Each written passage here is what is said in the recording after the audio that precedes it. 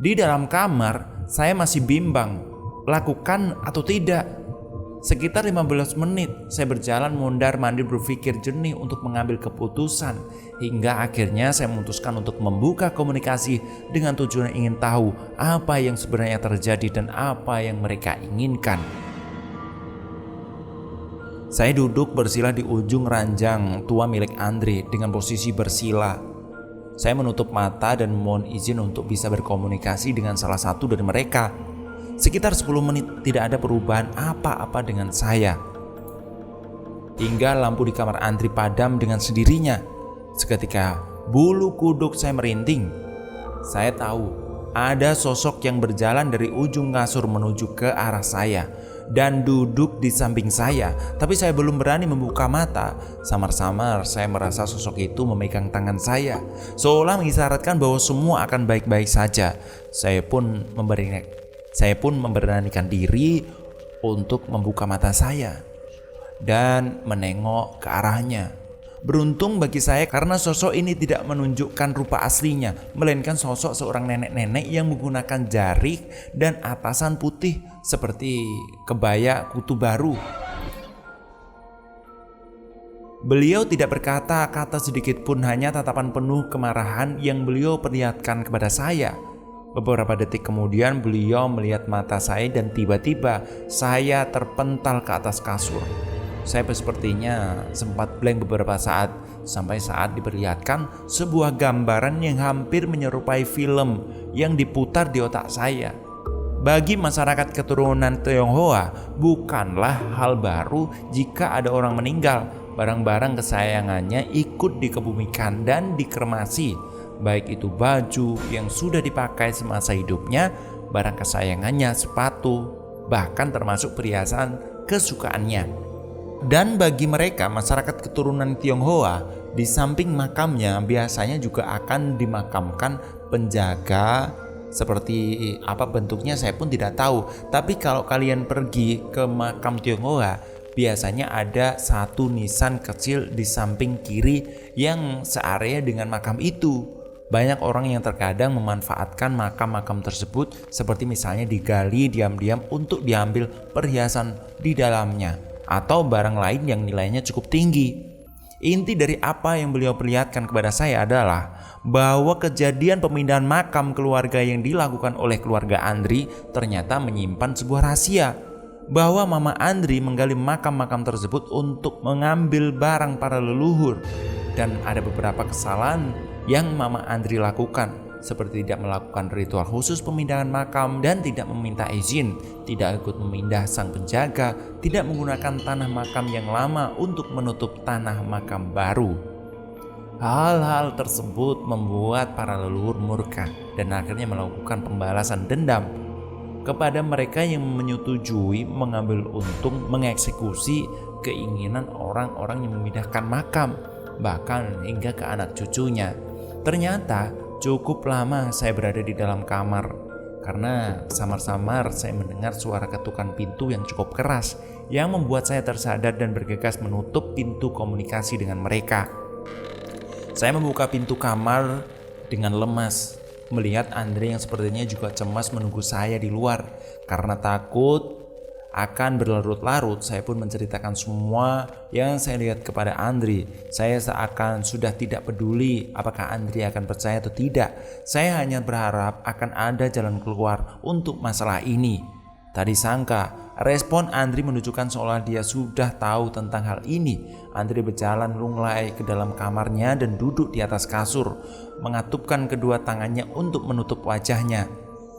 Gua juga sebenarnya pernah mimpi kayak gitu, Vi. Gua pernah didatangi Mak Co. Gua dikasih tahu kalau keluarga gua bakalan kena karma karena udah ngambil yang bukan haknya. Tapi gua nggak nyadar kalau nyokap sampai separah itu. Saya tidak bisa berkata-kata apa lagi.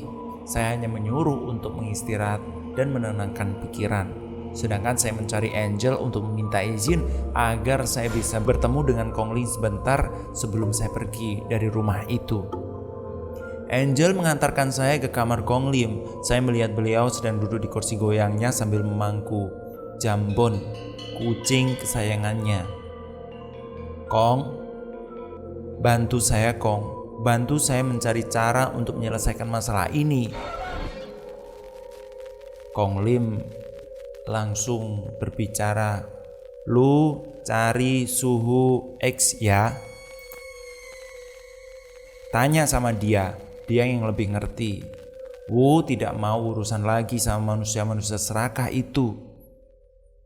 Suhu X yang di kota S itu, Kong? Kong Lim menjawab, "Iya." Angel menjelaskan kepada saya bahwa ada seorang suhu yang sudah seusia Kong Lim dan Angel bersedia untuk mengantarkan saya menemui suhu itu. Sehingga mengingat besok adalah hari terakhir saya di kota tersebut, saya ingin ada hal yang setidaknya sudah saya lakukan untuk membantu Andre dan keluarga.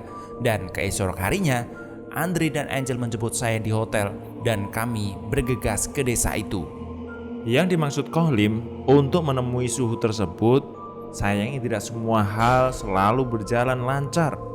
Sesampainya kami di rumah suhu tersebut, kami baru tahu bahwa beliau sudah meninggal.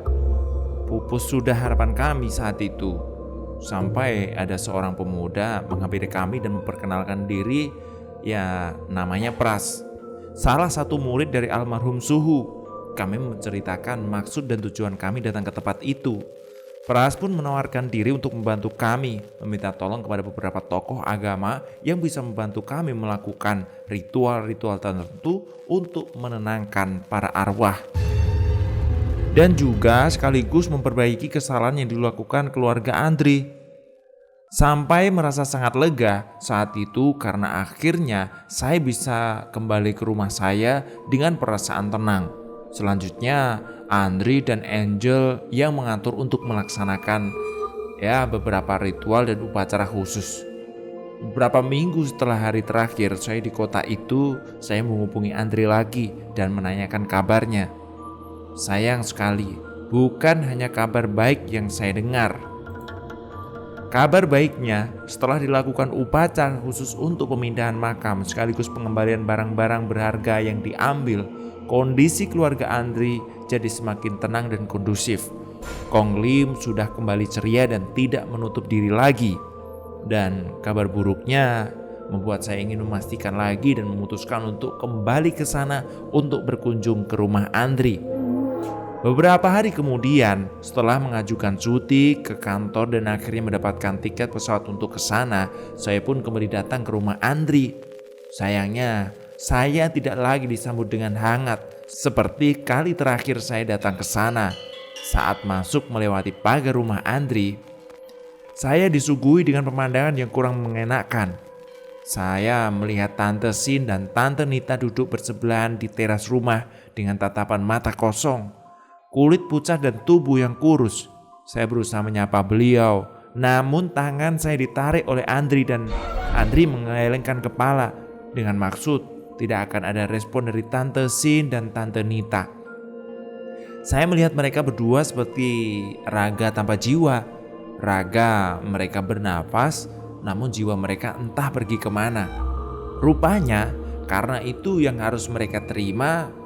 Saya begitu penasaran, kemana jiwa kedua orang ini pergi? Saya pun membuka batin dan melihat jiwa Tante Sin dan Tante Nita terkunci di dunia lain.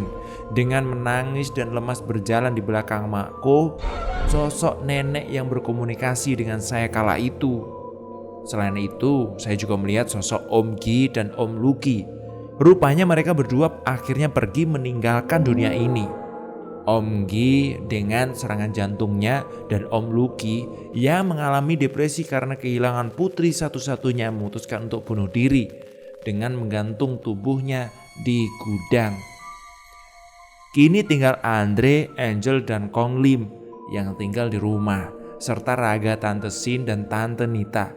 Karena Kenny dan Tommy rupanya juga sudah dipanggil oleh Sang Pencipta dengan kejadian yang kurang baik. Dua bocah kecil yang sangat kasihan karena pada saat mereka bermain di halaman rumah, secara tidak sengaja atau mungkin ada yang menyengajakan, mereka terjatuh ke sumur dengan kedalaman kurang lebih 10 meter. Beruntung saya sudah tidak melihat bayangan hitam yang menyelimuti Andre dan Angel. Karena mungkin pada saat itu, entah karena saya datang di saat yang tepat atau memang beginilah jalan takdir hidup mereka. Pesan saya dari kisah ini, jangan bermain-main dengan orang yang sudah mati. Jangan mengusik peristirahatan mereka, karena mereka bisa mengusik kalian kapan saja, di mana saja, dan dengan cara mereka. Sekian dulu ya, cerita pindah kuburan ini semoga bisa menemani kalian. Dan semoga ada pelajaran yang bisa dipetik dari kisah keluarga Andri. Terima kasih dan salam dari @Miss Viola.